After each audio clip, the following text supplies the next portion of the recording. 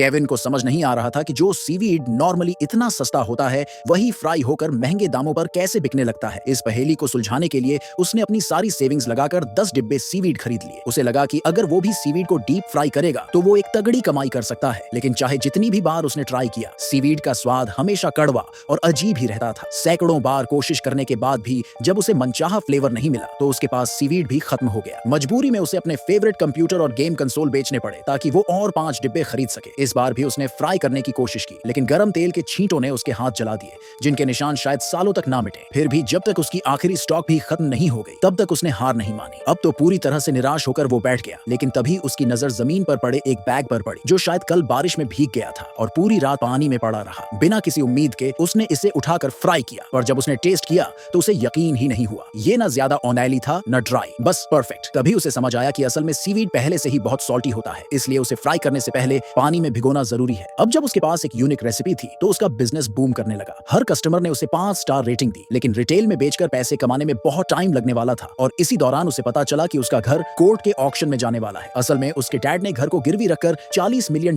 का लोन लिया था, जो सिर्फ सीवीड बेचकर भरना नामुमकिन था। तभी एक रात जब वो एक कन्वीनियंस स्टोर गया तो उसने नोटिस किया कि सिर्फ एक चौराहे पर 3 स्टोर्स थे। यही देखकर उसे एक आइडिया आया। अगली सुबह वो अपने डैड का पुराना सूट पहनकर सीधा कन्वीनियंस स्टोर्स के हेड ऑफिस पहुंचा और मैनेजर से रिक्वेस्ट की कि वो उसके सीवीड को अपनी दुकानों में बेचे। लेकिन मैनेजर ने सीधा मना कर दिया, क्योंकि उसके प्रोडक्ट का पैकेजिंग और प्राइस उनकी कंपनी की पॉलिसी से मैच नहीं करता था। पर केविन को खुशी हुई कि बिना पैसा खर्च किए उसे अपने प्रोडक्ट की सबसे बड़ी प्रॉब्लम पता चल गई। उसने फौरन एक डिजाइन कंपनी से कॉन्ट्रैक्ट किया और नए पैकेजिंग पर काम करवाया। अगले ही दिन वो एक नए बॉक्स के साथ फिर से स्टोर हेडक्वार्टर्स पहुंचा, लेकिन इस बार रिसेप्शनिस्ट ने कहा कि मैनेजर मीटिंग में है। केविन पूरा दिन वहीं बैठा इंतजार करता रहा, लेकिन बाद में उसे समझ आया कि मैनेजर तो जानबूझकर उससे बच रहा था। गुस्से में आकर उसने अपना सीवीड सिक्योरिटी गार्ड को दे दिया और सोच लिया कि अब वो कभी बिजनेस नहीं करेगा। लेकिन किस्मत हमेशा सरप्राइज देती है। अगले दिन जब एक स्टाफ मेंबर ऑफिस आया तो उसे वो सीवीड का बॉक्स मिल गया और यहीं से कहानी ने एक नया मोड़ ले लिया।